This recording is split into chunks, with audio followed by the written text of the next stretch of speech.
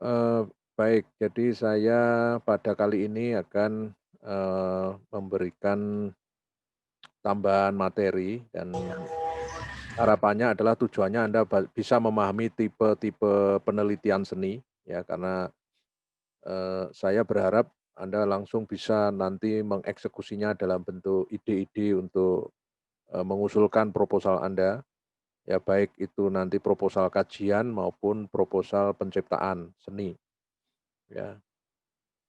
Nah kemudian, eee yang kedua, saya sudah mengirimkan Google Form, mohon hari ini dituntaskan untuk mengisi, sesuai dengan ide awal saja, tentu ide itu nanti berkembang ya, jadi bukan berarti yang Anda usulkan di awal itu nanti terus itu. Ya nanti kan ada review, ada diskusi, ada konsultasi, ya itu akhirnya Anda menjadi yakin gitu ya, jadi bukan asal-asalan, tetapi saya berharap ketika Anda menuliskan pada Google Form sudah yang saya kirim itu paling tidak Anda sudah 50% tuh ada bayangan. Kira-kira Anda bisa melakukan atau tidak, itu yang bisa mengukur Anda sendiri. Jadi dari kesiapan material, dari kesiapan waktu, dari, kemudahan mengakses data, kemudian mengakses apalagi, buku atau referensi, itu Anda bisa mengukurnya sendiri kira-kira terutama dalam konteks sekarang ini, banyak kendala, ya Anda, tidak sepenuhnya hadir di kampus, ya tolong juga, apa, ya disiapkan ya, jadi semua dipertimbangkan, termasuk pertimbangan dana. Misalkan kalau Anda nanti penelitian karya terus disetujui ternyata dampak dananya itu cukup signifikan, sementara Anda kurang siap di sektor dana, ya, itu nanti juga akan bermasalah ya, akan mubazir waktu yang sudah Anda keluarkan ya dalam untuk mengeksekusi ide itu, ternyata di tengah-tengah terhadang oleh, ketidaksiapan dana, ya, dan sebagainya ya. Jadi karya itu juga harus Anda, pertimbangkan dengan situasi sekarang ini, di mana Anda belum bisa hadir sepenuhnya di kampus, ya artinya praktek-praktek yang menggunakan peralatan di studio barangkali juga mengalami hambatan, ya, karena dibatasi memang kehadiran mahasiswa dibatasi, ya maka juga harus, mencoba mempertimbangkan itu, jangan asal saja mengusulkan, nanti kalau sudah disetujui oleh rapat dosen, Anda sudah agak sulit untuk merubah, karena itu nanti sudah terbimbing, ya, untuk proposal itu. Tolong mahasiswa semuanya itu pakai wajahnya yang asli, jangan foto, jangan diganti foto, ya jangan wajahnya diam tanpa ekspresi, ya harus ya ini, jadi harus betul-betul wajah aslinya, ya. Jadi kalau hanya foto menteleng saja ndak bergerak matanya itu saya anggap ndak hadir itu. Jadi yang kalau hanya tulisan saja juga saya anggap tidak hadir. Ya jadi kelihatan gitu. Jadi walaupun maut-maut, model-model ndak apa-apa karena mungkin tidak di kelas, tidak secara formal, Anda dari rumah, ya. Tapi sebaiknya memang harus siap secara fisik. Saya pun juga kalau akan memberi kuliah juga tampil dengan maksimal, tidak asal-asalan karena menghargai Anda sebagai mahasiswa itu. Oke, jadi ini, eee ini tolong di ini, saya akan geser terus soalnya wajahnya itu saya lihati satu-satu ini. Ya ini memang karena kelemahan di daring seperti ini, ya saya tidak melihat seutuhnya, wajahmu itu. Ini Arum itu juga hilang lagi wajahnya ini, mana ini Burhan, Khairul, ya. Mohon izin Pak, saya masih di kamar mandi Pak. Wah itu sudah diundur nggak siap itu gimana, mestinya tadi sudah dituntaskan gitu-gitu.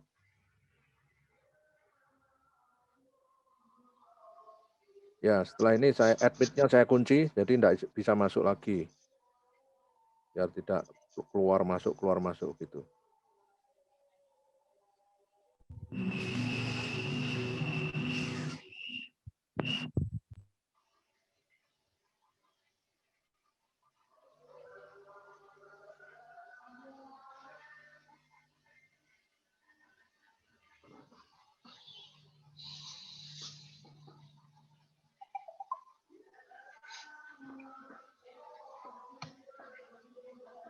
Ya, eh,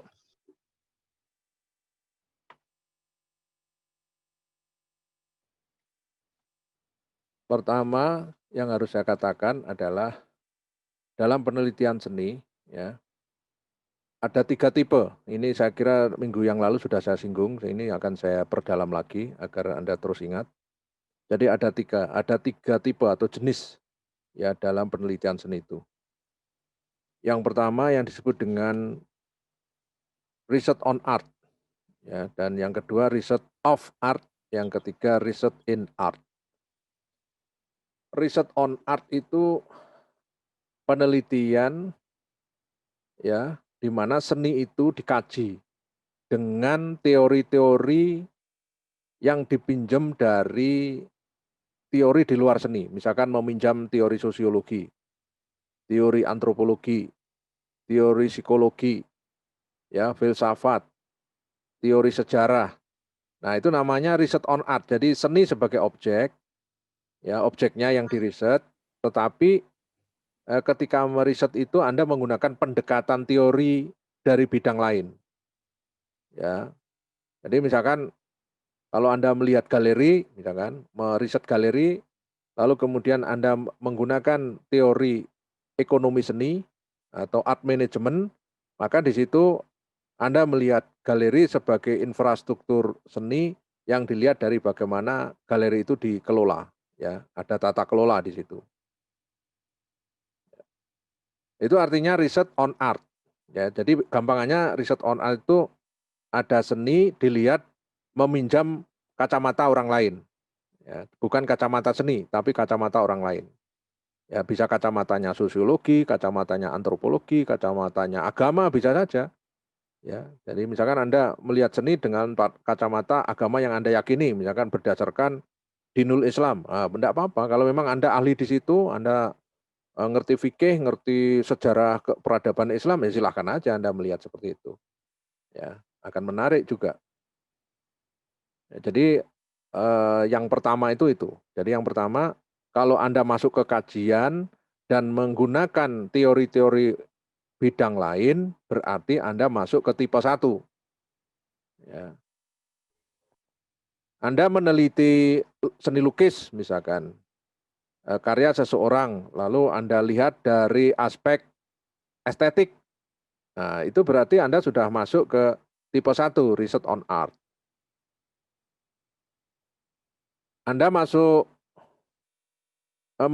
melihat karya seni lukis di Surabaya ya pada dekade tahun 80-an dengan meminjam teori sejarah seni. Nah, berarti Anda sudah masuk tipe research on art. Ya, dan seterusnya. Jadi intinya research on art itu seni sebagai objek, ya orang lain, pendekatan orang lain, bidang lain yang dipakai kita pinjam, itu yang disebut tipe 1, research on art. Nah, berbeda dengan yang kedua. Yang kedua itu research of art. Ya, research of art, riset tentang seni. Nah, di situ yang dilihat adalah proses penciptaan seni. Ya, kalau proses berarti di dalamnya itu kan Anda mendeskripsikan bagaimana idenya, bagaimana temanya, lalu kemudian bagaimana medianya, bagaimana teknik yang dipakai, bagaimana proses atau metode berkaryanya, sampai kemudian bagaimana karya itu sendiri. Itu yang disebut dengan research of art. Jadi gampangannya Anda melihat sebuah karya seni, maka Anda akan menjelaskan proses di balik karya itu terjadi. Dan itu karya orang lain. Jadi karya orang lain, ya seniman katakanlah begitu. Kemudian Anda menyoroti dari aspek kreatif prosesnya, proses kreatif. Jadi bagaimana karya itu dibuat, ya how to create tentang karya itu. Nah, maka yang diriset di situ adalah prosesnya, proses kerjanya, proses bagaimana karya itu dikerjakan oleh seniman itu. Ya. Itu yang disebut dengan research of art, ya PBR.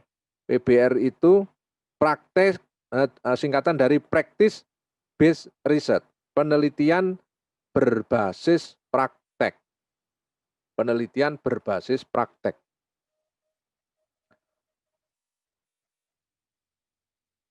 Kemudian yang ketiga, tipe yang ketiga itu adalah riset in art. Nah, ini adalah Anda yang sedang mengambil mata kuliah yang akan mengambil penelitian karya, artinya penciptaan. Jadi kalau penciptaan seni di sini adalah riset in art. Ya, artinya adalah semua proses itu Anda alami. Kalau tadi kan dialami orang lain, cuma Anda bertanya. Yang dialami orang lain, seniman lain tuh Anda tanyakan, Anda interview, Anda tulis, kemudian Anda strukturkan itu proses kerja seni orang lain itu. Nah, yang ketiga ini Anda sendiri yang melakukan. Yang ketiga ini Anda sendiri yang melakukan sebagai penciptanya di situ. Ya, berarti di situ Anda ya memang melaporkan apa yang Anda alami. Mulai pertama Anda bagaimana sih Anda menemukan ide caranya. Nah, kamu bercerita. Ya setelah menemukan ide, setelah ide dapat, terus Anda apakan ide itu. Ya.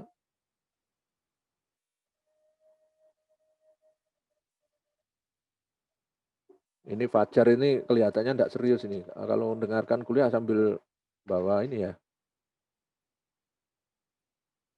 Kayak tidak siap gitu ya. Fajar SRM.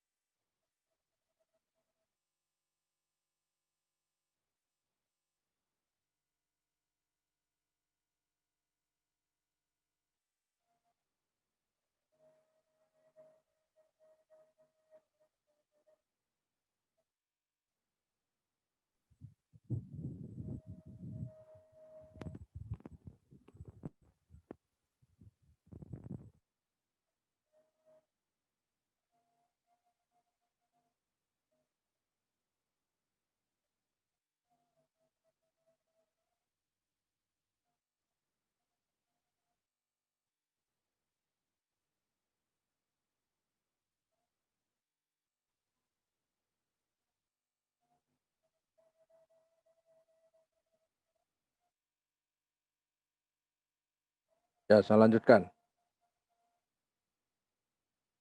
Oke ya, mohon maaf ya. Nanti yang kelihatan tidak serius, tidak siap gitu, saya keluarkan ya. Saya remove ini. Ya, karena harus menghargai. Sekalipun ini di Zoom, Anda harus punya etika, tidak sembarangan begitu. Masa apa itu sambil naik sepeda motor dan sebagainya itu kan tidak boleh itu.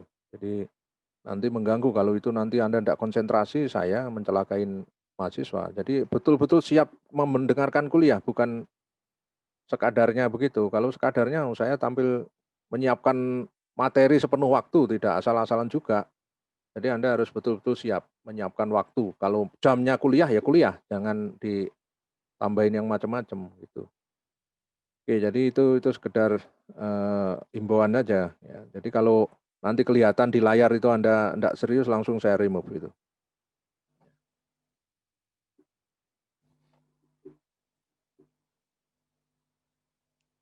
Ya saya lanjutkan ya. Jadi mohon perhatian ini. Ini kita waktunya kan tidak panjang ya. Saya berusaha 1 jam itu selesai untuk presentasi biar tidak Anda juga tidak full konsentrasinya biar tidak kemana-mana. Oke, yang berikutnya adalah tadi kembali kepada ini research in art ya. Research in art itu ya adalah penelitian di mana karya itu ya, jadi ini penelitian karya seni ya, karya seni mencipta nih, research in art itu mencipta karya seni di mana Anda sendiri sebagai pencipta yang meriset Anda sendiri. Jadi meriset tema, meriset ide itu Anda ceritakan. Pertama kali misalkan Anda observasi ke mana, lalu Anda tertarik pada gejala apa, setelah itu Anda elaborasi idenya itu dengan cara membaca, membandingkan dengan seniman lain, ya mencari referensi visual dan seterusnya itu diceritakan itu cara-caranya itu.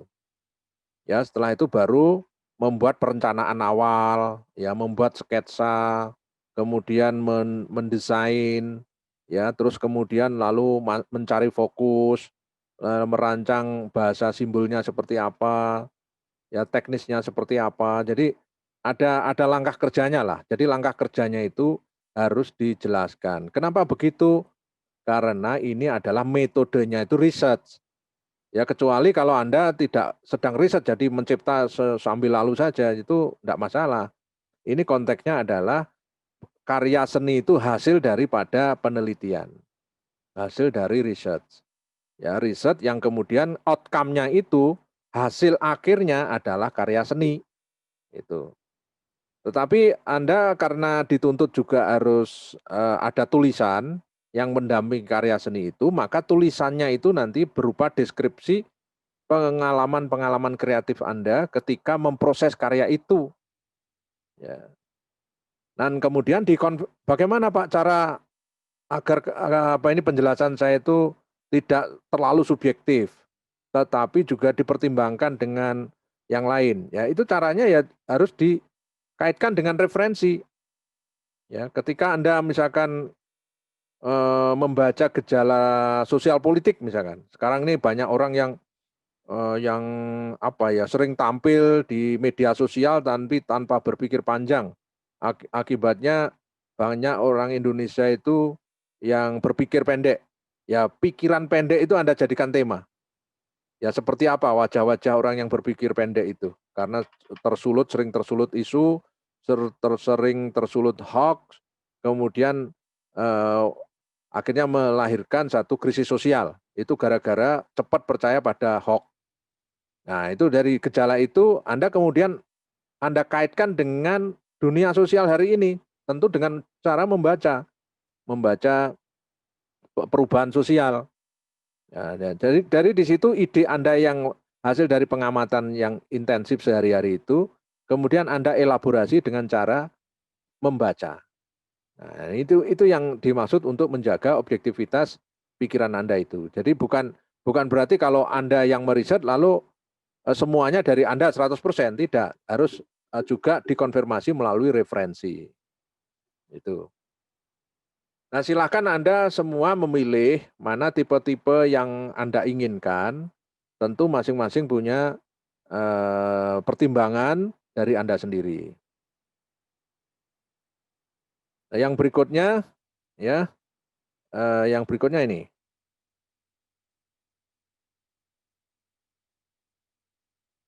Nah, saya akan bercerita ini.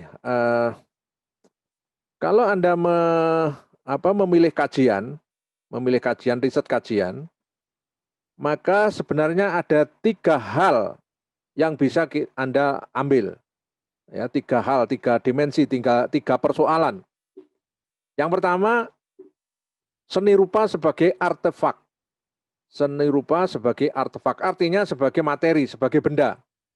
Entah lukisan, entah patung, entah instalasi, entah video art, entah apa saja yang bersifat artefak, benda, karya, work of art, ya, itu bisa Anda teliti. Artinya Anda bisa meneliti lukisan, meneliti patung, karya orang lain ya tentu, ya, meneliti mural, ya, meneliti patung publik di kota Anda.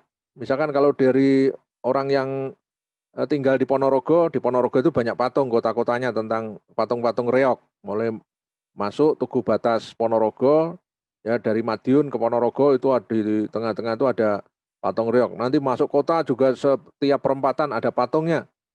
Ya itu bisa diteliti. Ya bagaimana patung di sana.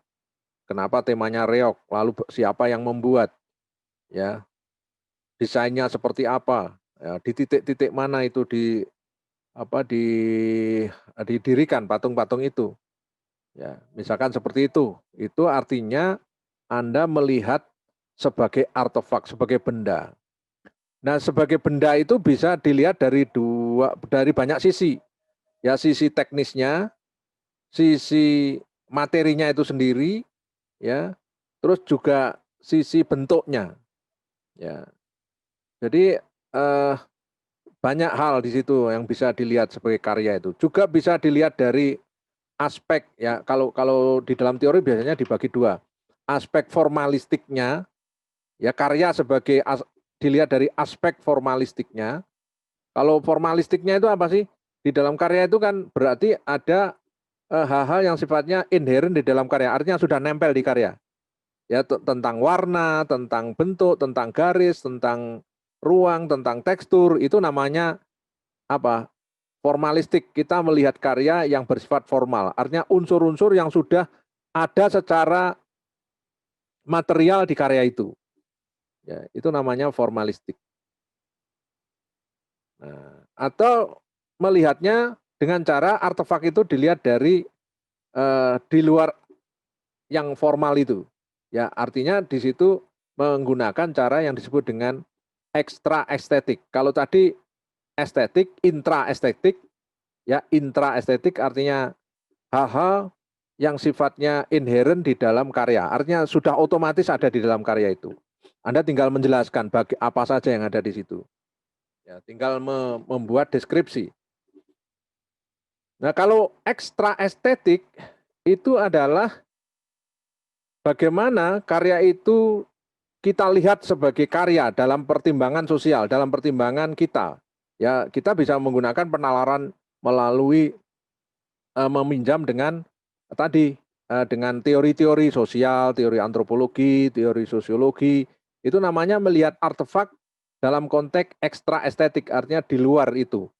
Ya, jadi itu kalau kita melihat seni rupa sebagai artefak, sebagai benda. Kemudian kalau seni rupa itu sebagai source effect, ya dari fakta sosial, maka di situ Anda melihat karya seni rupa kaitannya dengan masyarakat di mana karya itu ada. Misalkan Reok Ponorogo di Ponorogo, ya berarti Anda harus meneliti masyarakatnya. Kenapa masyarakat Ponorogo memiliki reok? Ya, jadi bukan hanya masuk ke karyanya saja, tetapi orang yang melahirkan atau masyarakat yang melahirkan karya seni itu yang menarik diteliti. Kenapa reok Ponorogo itu ada di Ponorogo? Kenapa kesenian reok itu ada di Ponorogo? Kok tidak di Ngawi, tidak di Magetan, tidak di Madiun? Ya. Kenapa di situ? Ya. Ada apa dengan Ponorogo? Nah, misalkan gitu. Jadi itu lebih melihat dimensi sosialnya. Karena tesis dari seni rupa sebagai fakta sosial itu adalah suatu masyarakat adalah produsen kebudayaan. Masyarakat itu adalah kumpulan orang yang kreatif sehingga di dalamnya itu akan muncul hasil-hasil kebudayaan. Artinya seni atau kebudayaan diciptakan oleh masyarakat. Nah, karena itu dalam penelitian ini yang lebih ditekankan adalah unsur-unsur sosialnya, unsur-unsur masyarakatnya yang membentuk kesenian itu. Ya, jadi bukan lagi arahnya kepada karyanya saja, ya, tetapi lebih kepada masyarakat pembentuk seni itu. Nah, silakan itu tentu banyak ya di daerah itu banyak sekali itu. Ya, jadi masyarakat, aspek masyarakatnya yang dilihat. Yang berikutnya kajian seni itu bisa dilihat dari unsur ideofak. Ideo dari kata ide. Dari kata ide. Artinya di situ yang dilihat adalah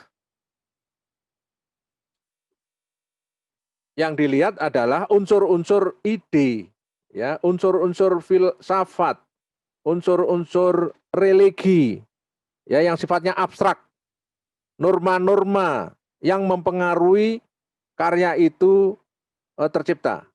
Ya, jadi karya seni itu di dalamnya adalah ada hal yang sifatnya abstrak, ya, karena dilahirkan dari sekumpulan ide, ya, yang idenya itu yang dipakai landasan mencipta. Nah, itulah. Jadi nanti akan menemukan, oh, Affandi itu ternyata di balik karya Affandi itu ternyata ada ide yang besar di baliknya, yaitu kemanusiaan, humanisme.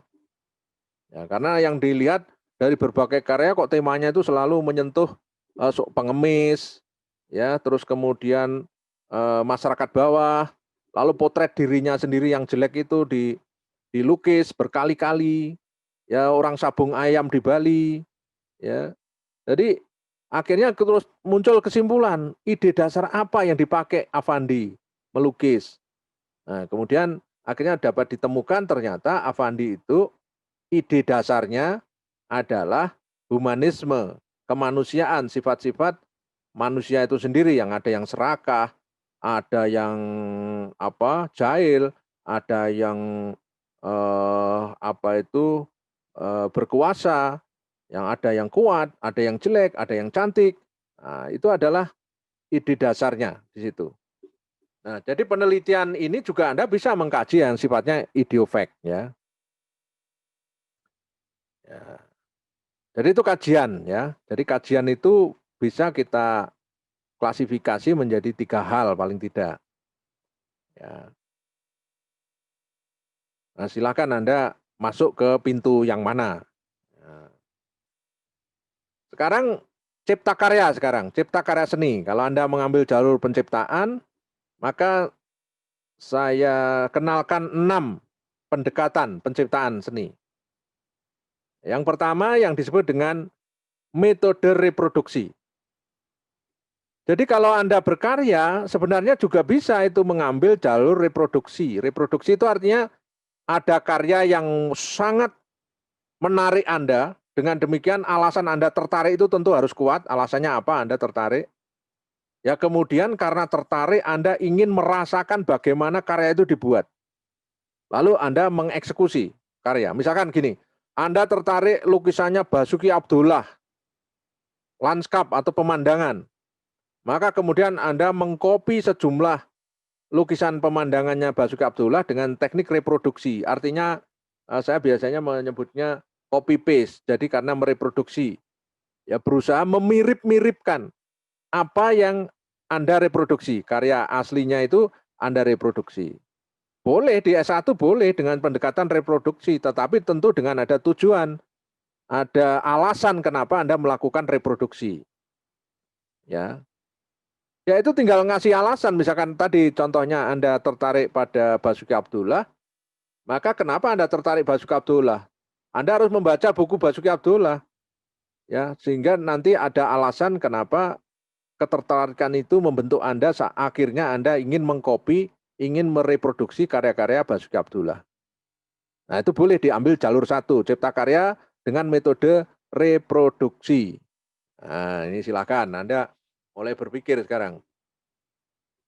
Jadi tidak harus mencipta dari nol ya, mikir sendiri manteng itu tidak ketemu-ketemu, ya sudah ngambil jalur reproduksi. Yang penting maksimal. Jangan dikira reproduksi itu gampang, karena memirip-miripkan karya seorang maestro yang besar, kalau Anda tekniknya juga kedodoran, bukannya mirip, tetapi malah berantakan. Jadi ini bukan masalah gampang susah, tetapi justru tantangan reproduksi dari karya maestro itu. Ya, tentu yang direproduksi karya-karya yang kuat, yang karya-karya yang dalam sejarah seni banyak dikenal, ya itu silahkan mencoba. Ya bisa jadi Anda masuk ke sini ya, silahkan. Kemudian yang berikutnya adalah karya dengan metode adaptasi. Ya, adaptasi. Kalau adaptasi itu karya itu berangkat dari karya orang lain, ya entah patung, entah lukisan, entah apa saja lah. Ya, misalkan mengadaptasi itu tekniknya begini. Anda kembali ke Basuki Abdullah lagi lah sudah. Jadi Basuki Abdullah misalkan melukis lanskap. Kalau yang reproduksi tadi kan copy paste, jadi apa adanya yang ada di lukisan Basuki Abdullah itu Anda pindah ke kanvas Anda. Ya, memirip-miripkan, artinya berusaha untuk 100% mirip dengan lukisannya Basuki Abdullah, karena itu reproduksi. Tapi kalau adaptasi, lukisannya Basuki Abdullah yang Anda contoh tadi, Anda tambah-tambahin, Anda edit, ya Anda sesuaikan dengan misalkan bentuk gunungnya, Anda sesuaikan dengan gunung di dekat rumah Anda, misalkan itu.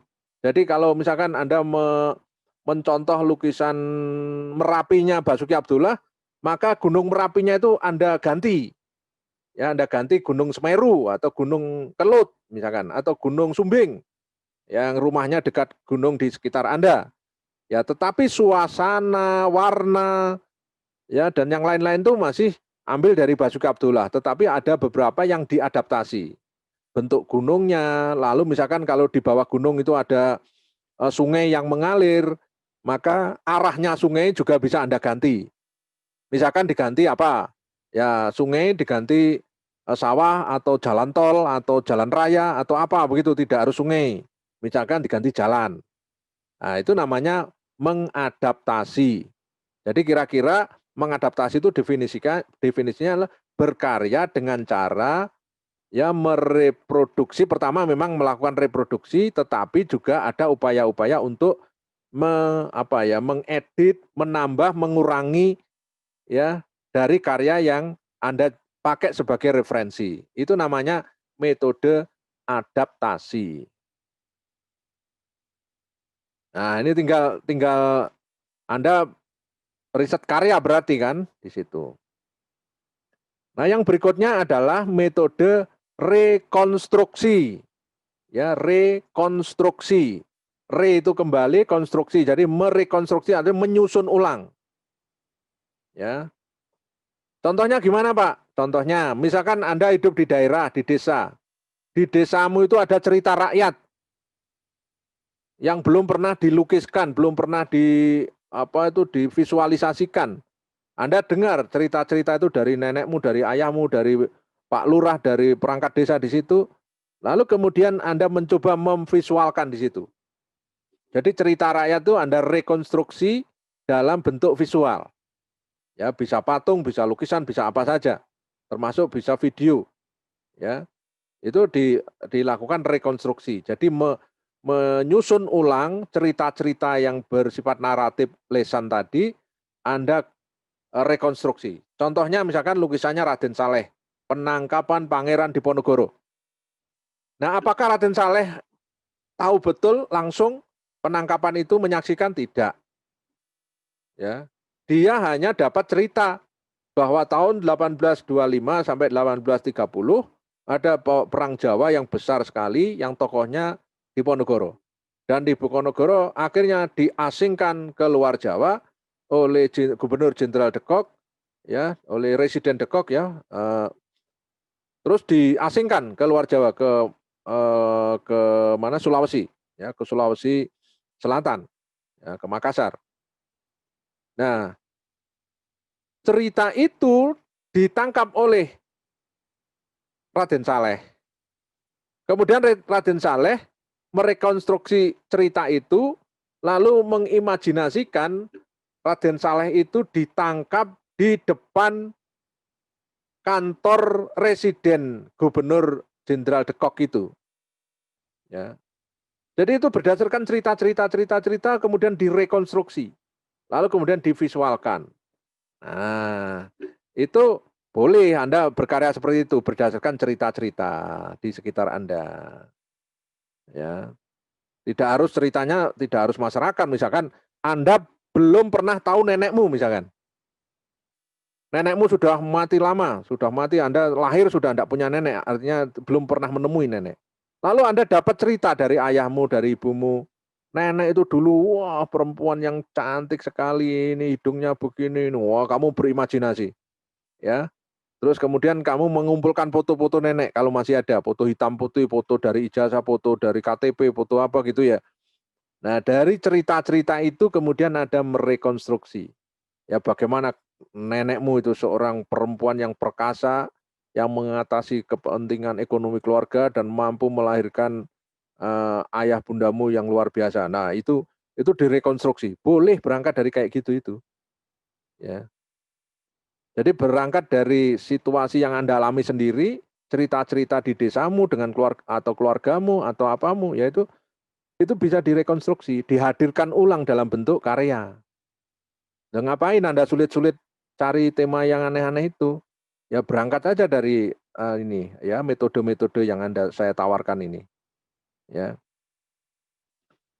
Oke, yang berikutnya nomor 4, yaitu dengan jalur metode dekonstruksi.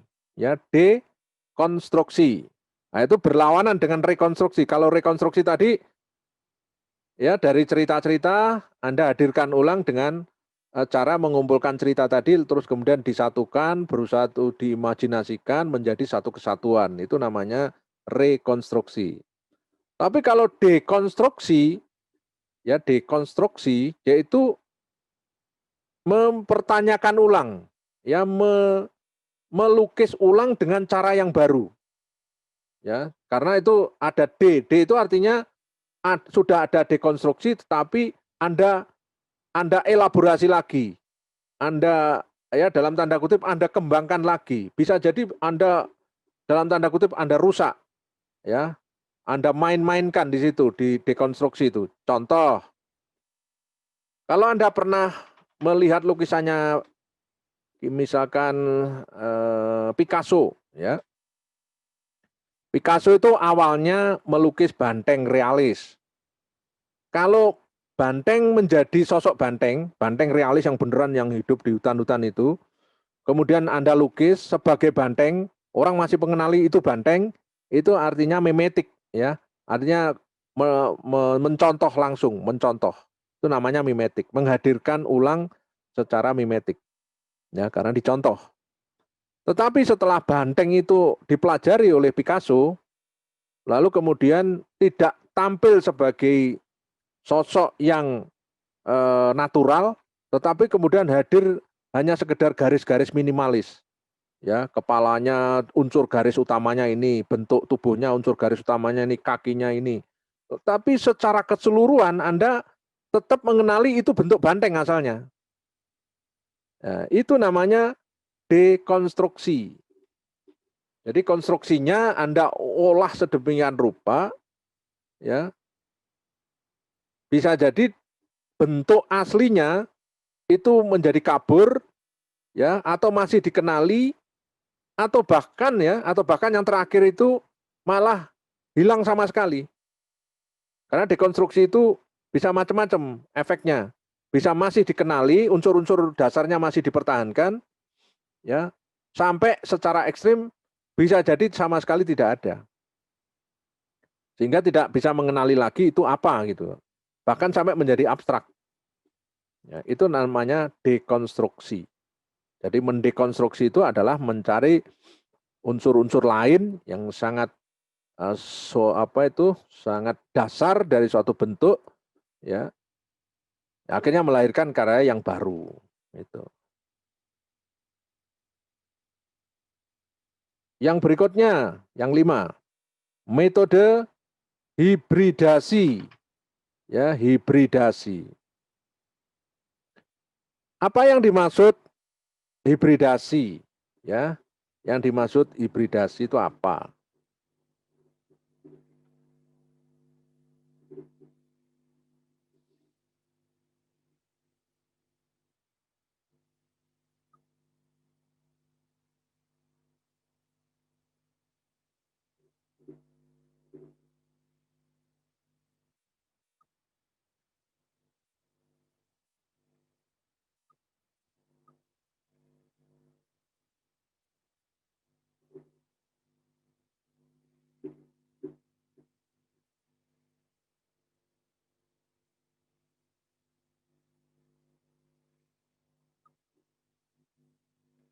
Jadi kalau hibridasi, ya, hibridasi itu hibrid itu artinya campuran, ya, mencampur, mempertemukan.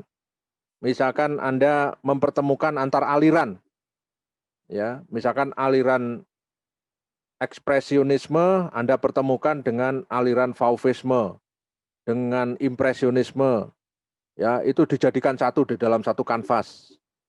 Tetapi tentu dengan yang elegan, ya, tidak hanya langsung dimasuk-masukin, ya. Itu bisa itu. Jadi mencampur antar aliran boleh, ya. Namanya menghibrid itu mencampur, memblending, ya, untuk mencari sesuatu yang berbeda. Misalkan Anda mencampur teknik lukis, ya, dengan teknik grafis, ya, itu namanya juga hibridasi, menghibrid tekniknya. Kalau tadi menghibrid gayanya atau alirannya, ya. sudah menghibrid suasananya misalkan. Ya, jadi menghibridasi suasananya. Misalkan Raden Saleh yang penangkapan di Ponorogo, ya, lalu Anda bisa menghibrid dengan cara apa? Misalkan pasukan-pasukan di Ponorogonya itu diganti seragamnya TNI. Ya, jadi itu bisa jadi.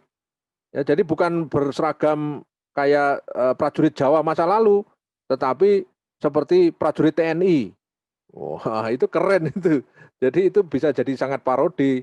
Ya, jadi memparodikan lukisan Diponegoro dengan suasana hari ini. Itu artinya menghibridasi mengenai waktu. Waktu Diponegoro, konteksnya dalam perang Diponegoro yang asli. Nah, sekarang sama-sama seperti itu, tetapi konteksnya dengan pasukan sekarang. Nah, itu dikawinkan di situ. Jadi aspek waktu yang masa lalu dan masa kini. Ya, dan sebagainya. Itu jadi banyak ya metode yang bisa dipakai di dalam cipta karya itu. Terus yang terakhir adalah metode transformasi. Ya, metode transformasi. Nah, yang dimaksud metode transformasi itu adalah lebih menemukan yang sifatnya baru, invensi. Ya, biasanya dipakai begini caranya. Anda bisa misalkan mentransformasi lukisan tradisi, karya-karya misalkan di goa ya, di lukisan-lukisan cave painting di goa. Lalu Anda buatkan video seni, ya, video art, tetapi basisnya adalah lukisan di goa. Ya mungkin Anda tidak perlu datang ke goa-goa sana, tetapi bisa ambil citraan-citraan itu atau gambar-gambar di internet, lukisan goa itu. Ya, kemudian Anda mix di dalam internet, ya di dalam software komputer, ya di komputer itu, ya akhirnya menjadi tumpukan-tumpukan gambar masa lalu, kemudian juga Anda gabung-gabungkan dengan gambar-gambar animasi yang sekarang ini misalkan itu. Nah, itu adalah mentransformasikan dari karya yang sifatnya material, ya, yang berbeda waktu dan berbeda sifat materialnya, karena lukisan itu ada di gua, kemudian Anda alihkan, Anda transform menjadi karya yang bersifat digital. Yaitu peralihan media itu, mengalihkan media digital. Ya, jadi dari karya yang material kemudian dirubah, ya ditransform, ya dialihkan ke karya digital. Tentu dengan berbagai banyak pengembangan di situ. Nah, saya kira ini yang menarik dan bisa Anda lakukan. Ya, kemarin tuh ada karya video artnya si Topan, ya Topan, anak Pacitan yang membuat skripsi tentang budaya Panji di Pacitan karena dia anak Pacitan. Ya Panji yang sehari-hari itu berupa tarian, berupa wayang beber Panji, ya, yang kemudian itu diolah di dalam video art. Jadi membuat video art. Ya, tentu kalau video art dia bisa menggabung-gabungkan antar data yang ada, ya, menggabungkan gambar yang diam still picture, juga bisa menggabungkan gambar-gambar bergerak atau motion picture. Ya, dan akhirnya menjadi satu video berdurasi 10-an menit, tidak salah kemarin tuh. Dan sangat menarik sekali. Jadi itu adalah transformasi. Ya, bentuknya video art, ya, dari karya tradisi di Pacitan yang kalau kita nonton harus ke sana, ya, tapi begitu menjadi video kan kita tidak perlu ke sana. Ya. Anda bisa kok ngeklik di ini ya, di Google, ya, di Google atau di YouTube lah. Di YouTube sudah di YouTube-kan itu. Anda lihat aja itu Topan itu. Ya, M Topan itu nanti mungkin sudah kelihatan. Ya, sudah ada karena kemarin karyanya itu saya minta untuk di YouTube kan, agar mendapatkan respon dari publik yang menonton di YouTube itu. Ya. Kemudian juga ada karya dari mahasiswa dari Masalimbo ya, Kepulauan Masalimbo, yang jauh nun di sana itu yang jauh sekali ya, dari Madura itu melesat ke utara, pulau kecil. Ya, dia anak asli sana. Lalu dia membuat karya namanya video art tentang tok-tok, kesenian tok-tok. tok-tok itu ini loh, beradu sapi betina yang diadu untuk beradu kepala. Brok gitu langsung tok gitu langsung beradu kepala ya. Nah, peristiwa adu kepala itu yang melibatkan masyarakat di sana ya menjadi suatu festival, menjadi suatu perayaan bersama untuk merayakan syukur kepada Tuhan sudah diberikan panen yang baik. Itu akhirnya mereka berbondong-bondong di Tegal, ya membawa sapinya, terus sapinya itu diadu dan itu ditonton oleh orang sekampung itu. Ya, peristiwa itu kemudian divideokan oleh dia. Ya, peristiwanya divideokan dengan cukup baik, yang kemudian kita akhirnya bisa mengimajinasikan pulau terpencil yang namanya Masa Limbu, ya, yang kalau naik kapal dari pelabuhan Tanjung Perak itu konon kabarnya sehari semalam baru nyampe, ya, baru nyampe ke pulau Masa Limbu itu, ya, dan itu tidak setiap hari ada kapal, seminggu sekali katanya. Kalau pas gelombangnya ramah, kalau gelombangnya tinggi tidak jadi berangkat. Ya. Jadi itu yang menarik ya. Jadi mentransformasi kesenian yang ada di dunia lokal itu di desa-desa, di daerah-daerah terpencil, kemudian ditransform, dialihkan menjadi seni digital atau dalam hal ini bentuknya video art, akhirnya bisa diketahui oleh publik di YouTube. Itu juga di YouTube. Ya. Jadi Anda lihat aja mungkin diklik menggunakan kode seni tok-tok gitu mungkin ya. Atau ya seni tok-tok itu mungkin ada di YouTube. Nah, jadi ada 6 ya. Jadi ada 6 metode berkarya itu. Nah, Anda tinggal memilih mana yang paling mungkin Anda kerjakan. Kalau Anda memilih jalur penciptaan karya. Nah, itu. Jadi sekali lagi kesimpulannya, kalau mengambil jalur kajian, maka ada 3 dimensi yang bisa dilakukan, bisa dioperasi di situ. Karya seni rupa sebagai artefak, karya seni rupa sebagai source effect, sebagai fakta sebenarnya Anda meriset masyarakatnya yang menghasilkan seni itu. Kalau yang pertama meriset bendanya, ya yang ketiga itu meriset ide-idenya. Ya, dari mana dia memperoleh ide, bagaimana mengembangkan ide, ya, dan seterusnya itu adalah soal yang disebut dengan idiofact. Nah, sementara kalau Anda mencari jalur karya, ya, dan itu ada 6 kemungkinan yang bisa Anda lakukan. Ya, reproduksi, adaptasi, rekonstruksi, dekonstruksi, hibridasi, dan transformasi. Oke. Ada pertanyaan? Saya respon, silakan. Sampai di sini ada pertanyaan?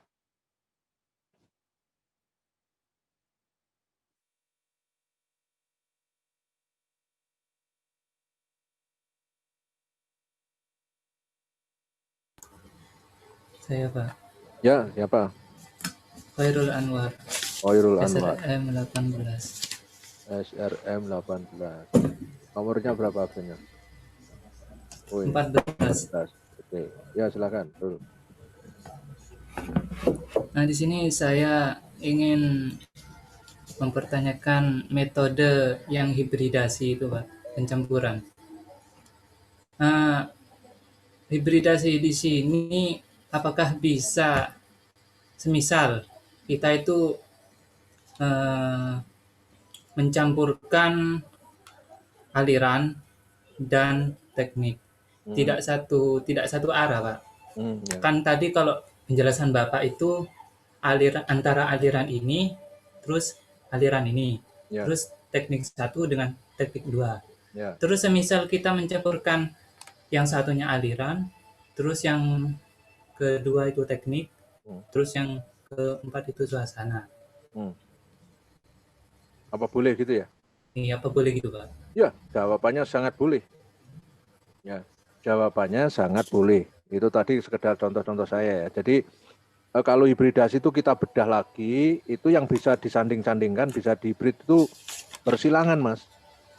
Jadi bisa hibrid antar teknik saja, ada hibrid antar aliran saja. Nah sekarang kalau disilangkan gimana? Ya boleh saja, namanya tetap hibridasi itu. Ya misalkan aliran Anda kaitkan dengan teknik, ya dengan media, mungkin dari lukisan, ya terus yang warnanya misalkan merah, kemudian Anda ganti yang lain, atau teknik yang realis Anda ganti ekspresif, ya, atau yang lain-lain, itu silakan aja. Itu kalau hibridasi itu hanya mempertemukan antar teknik, antar media, antar aliran, antar apa aja jadi satu, itu namanya tetap hibridasi, ya. Jadi bebas di sini. Satu lagi, Pak. Ya. Apakah termasuk metode hibridasi, Pak? Jika kita itu mencampurkan semisal untuk penelitian cipta karya, kita itu mencampurkan metode transformasi dengan metode dekonstruksi atau sebagainya itu, Pak. Oh boleh, sangat boleh, ya, sangat boleh. Jadi ini kan penjelasannya itu satu-satu kemungkinan. Tapi Anda bisa bersilangan antar metode, boleh. Ya, jadi itu artinya mencampur metode. Misalkan Anda yang pertama Anda melakukan adaptasi, tetapi kemudian Anda juga melakukan transformasi, boleh. Ya. Jadi sangat boleh. Jadi kalau jalur satu saja dicoba, boleh. Ya antar ini metode juga boleh. Jadi campuran antar metode, boleh. Ya ngambil satu metode juga boleh. Ya yang penting nanti dijelaskan, Mas. Jadi yang diambil adalah metode ini ya dalam rangka untuk menemukan satu gaya baru atau representasi karya yang Anda anggap sebagai Anda itu nanti, sebagai identitasmu, sebagai karya yang Anda akan lakukan itu. Ya sangat boleh, Mas. Di dalam penciptaan seni itu tidak ada benar salah, yang ada adalah menarik dan tidak menarik. Ya kuat dan tidak kuat. Ya itu. Jadi nanti di situ testinya itu di situ, bukan soal salah dan tidak salah. Tidak ada di sini. Ya. Jadi lebih pada bagaimana karyamu itu nanti mensugesti secara visual, ternyata lahirnya dari persilangan metode. Ya persilangan gaya, persilangan teknik, persilangan media. Itu keren sekali, apalagi kemudian juga ada transformasi. Ya. Ada misalkan Anda pernah dengar seniman yang bernama Dedi Pau. Ya, Dedi Pau dari Magelang. Dia awalnya dari pelukis. Ya. Secara teknik dia campur. Jadi dia itu gini. Jadi sejak awal dia itu sangat tertarik dengan buah apel. Waktu itu risetnya ke Batu dia. Saya yang nganter mutu-mutu apel itu. Ya di rumah saya, dia nginap di rumah saya. Dari apel, berbagai jenis apel dipelajari. Lalu apel digali maknanya. Apel itu buah seperti apa? Di dalamnya ada apa saja? Ya. Itu dipelajari betul sejarah apel, tumbuhan apel itu. Ya. Sampai kepada gizi-gizi di dalam apel itu apa saja, itu dia pelajari dan bisa menjelaskan. Setelah itu meneliti seniman mana saja yang pernah melukis apel. Mulai dari Paul Sisang yang pernah menggambar apel, ya dan seterusnya itu diteliti. Ya, apelnya Sisang itu seperti apa, apelnya ini seperti apa, sampai kemudian pada seni-seni jauh ke belakang, pada era neoklasik itu juga ada muncul buah apel di berbagai lukisan. Nah, dari situ kemudian dia mulai memaknai apel dia sendiri dalam konteks keindonesiaan. Jadi apel di situ sebagai lambang perdamaian. Ya, lambang perdamaian, dan kemudian karena kebetulan dia rumahnya itu dekat Borobudur di Magelang, ya kurang lebih sekitar ya bisa 100-200 meter lah rumahnya itu dari Borobudur, Candi Borobudur itu. Ya.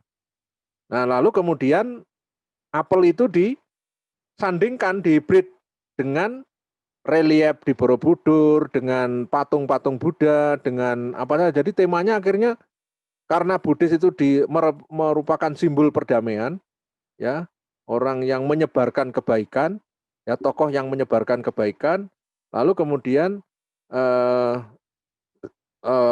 apel itu dijadikan satu lambang yang lain yang memperkuat dari pesan dari karya itu. Ya. Itu dari segi tema, dari segi ikon dia menyandingkan apel dan Buddha misalkan itu. Lalu kemudian dari segi kekaryaan, dia tidak hanya di lukisan, tetapi setelah melukis, maka karyanya itu juga dibuat patung. Ya, dibuat patung. Jadi dari karya itu bertransformasi ke patung. Saya pernah mengkurasi dia, ya satu lukisan, satu karya itu tampil bersama-sama. Jadi ada lukisan yang kemudian ditampilkan di dinding, lalu di depan lukisan itu ada patungnya. Yang terkait dengan lukisan itu. Yang terkait dengan lukisan yang digantung di dinding itu. Ya. Jadi orang kalau membeli, misalkan di koleksi orang itu, ya sebaiknya dua-duanya, lukisan bisa, terus patungnya juga bisa. Ya, jadi dua-duanya bisa dibeli atau sendiri-sendiri. Karena memang sebenarnya itu bisa mandiri, cuma oleh dia karena itu terkait secara tematik itu bisa saling menunjang. Ya, itu luar biasa karya itu. Ya. Itu pernah saya pamerkan di pameran Panji waktu itu, pameran Panji, pameran nasional di Kota Batu. Ya. Nah, ini yang saya maksud, kekaryaan semacam ini yang sekarang dicari ya. Jadi tidak hanya tampil tunggal. Kalau lukisan aja, lukisan mesti di atas kanvas, mesti persegi, lalu dikasih figura, itulah ya wis mbiyen lah, wis masa lalu. Sekarang harus ditransfer ke kemungkinan-kemungkinan yang lain, yang lebih kreatif, yang ada kadar inovasinya di situ. Ya. Jadi itu silakan itu nanti kamu temukan itu cara-cara baru berkarya dengan menyilang-nyilangkan antar metode tadi, ya, antar aliran, antar teknik, antar media dan sebagainya. Syukur juga bisa mentransformasi ke berbagai macam, ya itu akan keren banget itu. Tetapi harus diukur Mas, waktu, kesempatan berkarya, dana dan sebagainya. Yang penting itu Anda menemukan values-nya lah, ya. Jadi yang paling langsung lihat karena gini, seni visual itu sangat ditentukan oleh tampilan ya, namanya visual. Ya, sekalipun nanti juga tema itu mengiringi ya, tema penjelasan itu mengiringi. Tapi yang nomor satu orang yang dilihat itu adalah visualnya. Dari visual orang terus ingin tahu di situ. Wah, itu karyanya keren banget ya. Ada apa ini? Apa temanya? Lah itu kan baru pertanyaan berikutnya. Ya. Ketika visual itu sudah langsung menyodok mata. Jadi ada daya tarik yang kuat dari visual itu. Kalau seni musik ya tentu dari suaranya. Ya, kalau ada orang nyanyi bagus kan Anda langsung, wih, enak banget. Ya baru bertanya siapa penyanyinya kan gitu. Tapi artinya begitu Anda mendengarkan suara itu langsung ada respon tubuh. Paling tidak bersiul, bergoyang dan sebagainya itu. Ya, setelah itu baru mengenal penyanyinya siapa, di mana, asalnya mana, itu kan setelahnya itu. Ya. Dan seterusnya ya, jadi seperti itu gambarannya kurang lebih.